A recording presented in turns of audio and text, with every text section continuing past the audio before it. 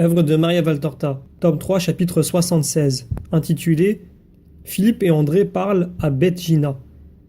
Guérison de la fille lunatique de l'aubergiste. Vision du 11 juillet 1945.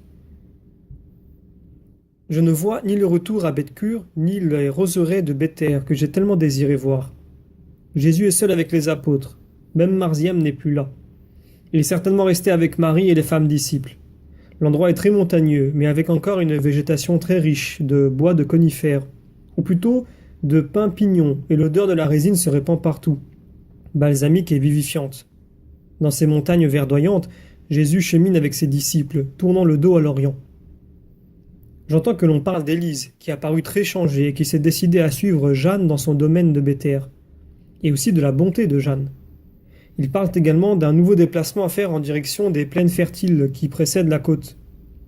Et les noms des gloires passées reviennent à la mémoire, donnant lieu à des récits, des questions, des explications et des discussions courtoises.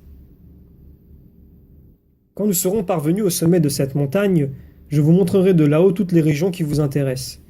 Vous pourrez en tirer des idées pour vos allocutions au peuple. Mais comment allons-nous faire, monseigneur? Moi je ne suis bon à rien, gémit André, à qui se joignent Pierre et Jacques. Nous sommes les plus malheureux, nous. Oh, pour cela, je ne vaux pas mieux. S'il s'agissait d'or ou d'argent, je pourrais en parler, mais de ces choses, dit Thomas. Et moi, qu'est-ce que j'étais? Demande Matthieu. Mais toi, tu n'as pas peur du public, tu sais parler, réplique André. Mais sur d'autres, répond Matthieu.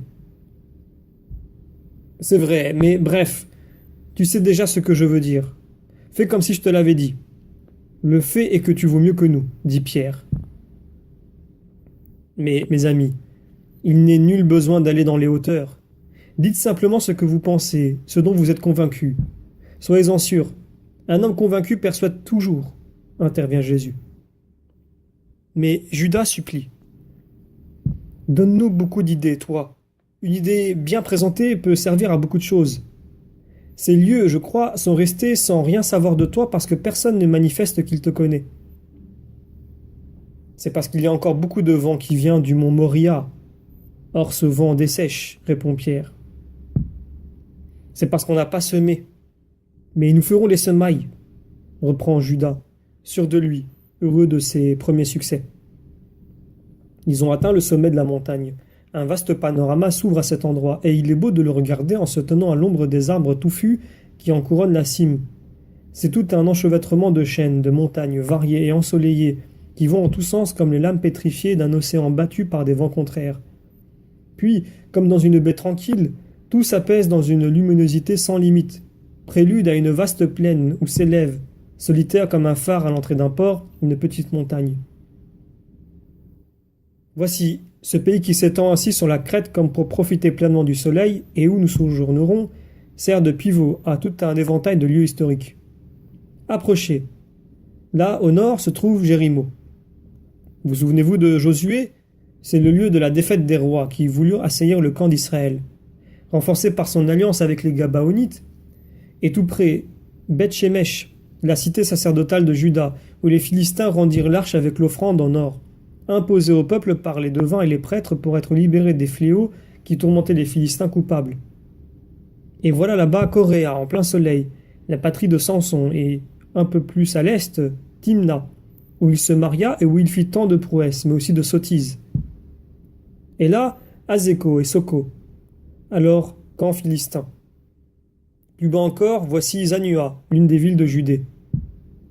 Et ici, tournez-vous, voici la vallée de Térébinthe, où David bâtit Goliath. Là, c'est Makeda, où Josué défie les Amorites. Tournez-vous encore. Vous voyez cette montagne solitaire au milieu de la plaine qui appartenait autrefois aux Philistins? Là se trouve Gath, patrie de Goliath et lieu de refuge pour David auprès d'Achish, pour fuir la folle colère de Saül. Ce sage roi y feignit la folie, car le monde défend les fous contre les sages. Cet horizon ouvert, ce sont les plaines de la terre très fertile des Philistins. Nous irons par là jusqu'à Ramlé. Maintenant, entrons à Beth Gina. Toi, oui, toi, Philippe, qui me regarde avec des yeux implorants, tu traverseras le village avec André. Pendant ce temps, nous resterons près de la fontaine ou sur la place du village. Oh Seigneur, nous nous y envoie pas seuls, viens toi aussi, disent les deux apôtres d'un ton suppliant. Je vous ai dit d'y aller. L'obéissance vous aidera davantage que ma présence muette. Philippe et André marchent donc dans le village, au hasard, jusqu'à ce qu'ils trouvent une minuscule auberge, ou plutôt une gargote, à l'intérieur de laquelle des courtiers en bétail négocient des agneaux avec des bergers. Ils entrent et s'arrêtent, interdits, au milieu de la cour entourée de portiques très rustiques. L'hôtelier accourt. « Que désirez-vous? Un logement ?» Les deux apôtres se consultent du regard. Ils ont l'air décontenancés. Très probablement, ils ne trouvent plus un seul mot de ce qu'ils avaient décidé de dire. Mais André, justement, est le premier à se ressaisir. « Oui, un logement, pour nous et pour le rabbi d'Israël. »« Quel rabbi? Il y en a tant. Mais ce sont de grands seigneurs. Ils ne viennent pas dans des villages de pauvres leur apporter leur sagesse. Ce sont les pauvres qui doivent aller les trouver. Et encore, c'est une grâce s'ils supportent notre voisinage. » Le rabbi d'Israël est unique, et il vient justement apporter la bonne nouvelle aux pauvres. Plus ils sont pauvres et pécheurs, plus il les recherche et les approche, répond doucement André. Dans ce cas, il ne fera pas fortune. Il ne recherche pas les richesses, il est pauvre et bon. Sa journée est bien remplie quand il a pu sauver une âme, répond encore André. Ah, c'est la première fois que j'entends dire d'un rabbi qu'il est bon et pauvre. Jean-Baptiste est pauvre, mais il est sévère. Tous les autres sont sévères et riches, avides comme des sangsues. Vous avez entendu, vous autres? Venez ici, vous qui parcourez le monde. Ces hommes assurent qu'il y a un maître pauvre, bon, qui vient à la recherche des pauvres et des pécheurs. Ah, ce doit être celui qui est vêtu de blanc, comme un Essénien. Je l'ai vu aussi il y a quelque temps, à Jéricho, intervient l'un des courtiers. Non, celui-là est seul. Ce doit être celui dont parlait Thomas. Il s'était trouvé par hasard à parler de lui avec des bergers du Liban, répond un grand berger musclé. Oui, vraiment. Il vient jusqu'ici alors qu'il était sur le mont Liban. Pour tes yeux de chat, s'exclame un autre. Pendant que l'hôtelier s'entretient avec ses clients, les deux apôtres sont restés plantés là, au milieu de la cour.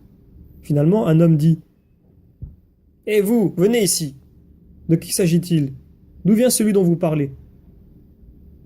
C'est Jésus, fils de Joseph, de Nazareth, répond sérieusement Philippe.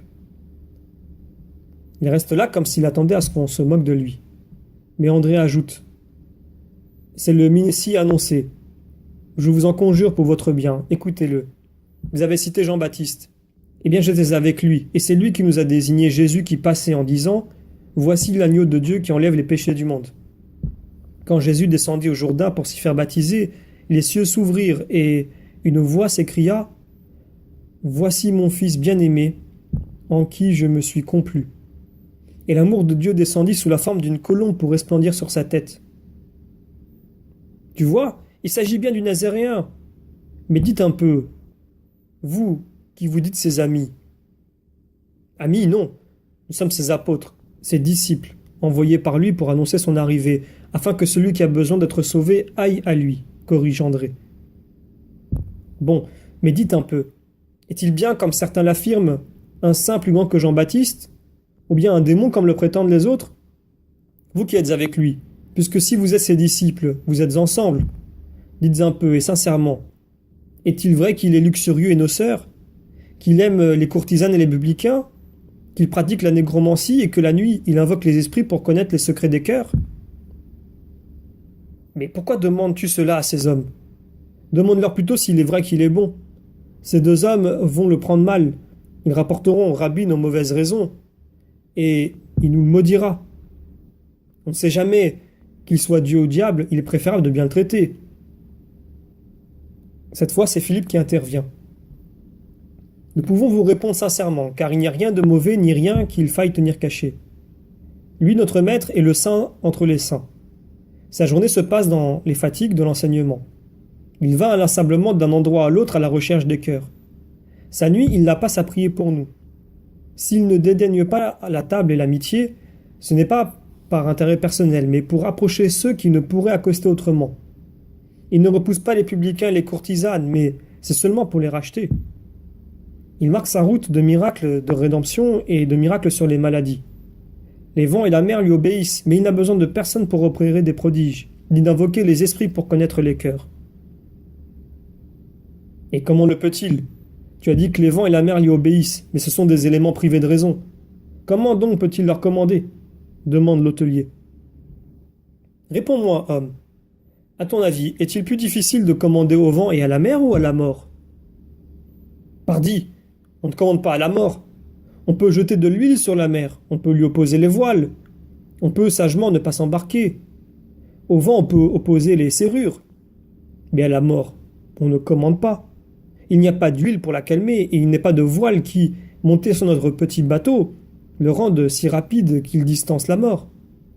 Il n'existe pas de serrure contre elle. Quand elle veut venir, elle passe, même si on pousse les verrous.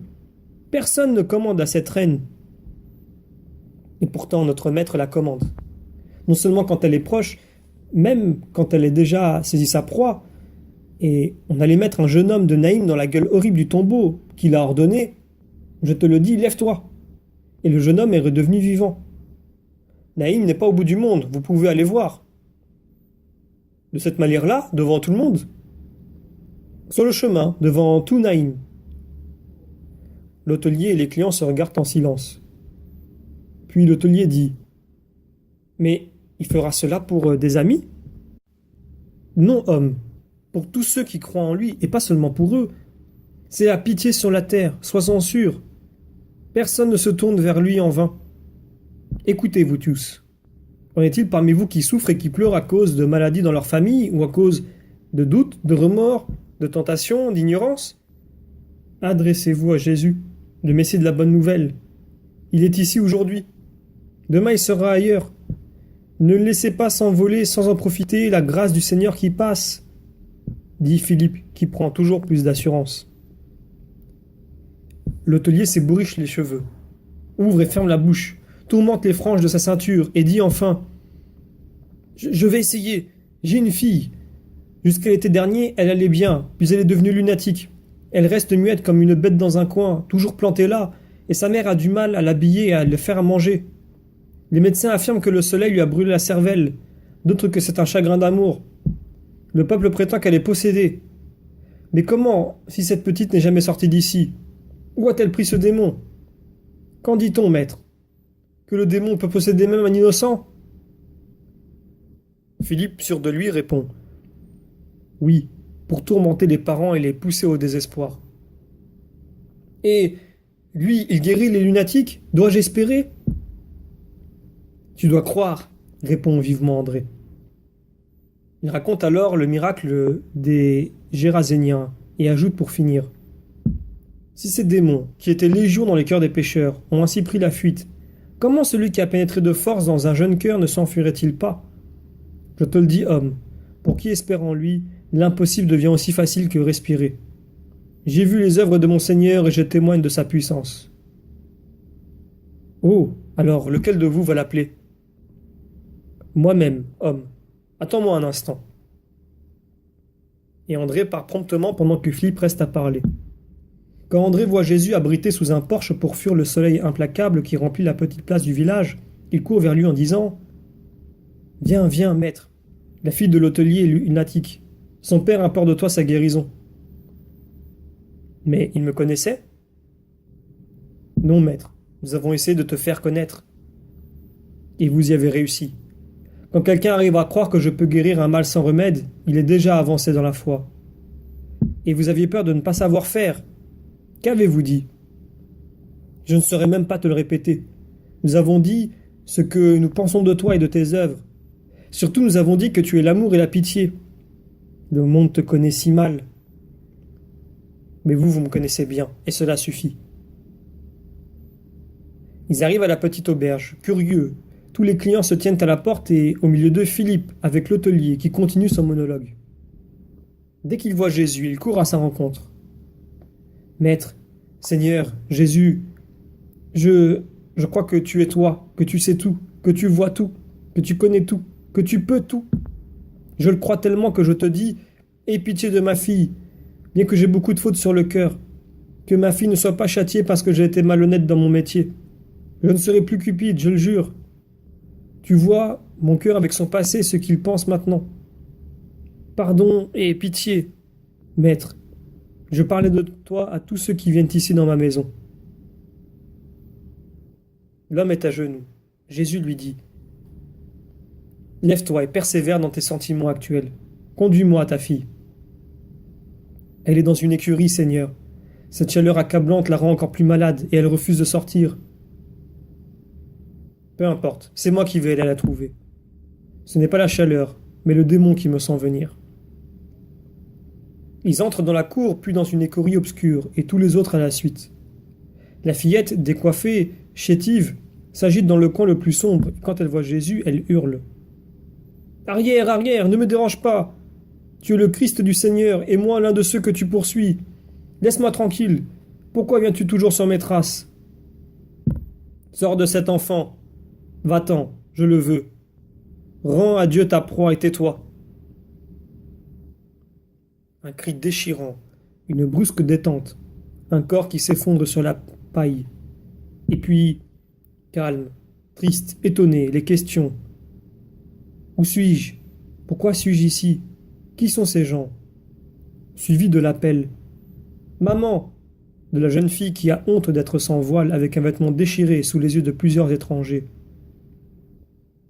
Oh Seigneur éternel, mais elle est guérie. Il paraît étrange de voir sur le visage rubicond et bouffi de l'aubergiste des pleurs d'enfant.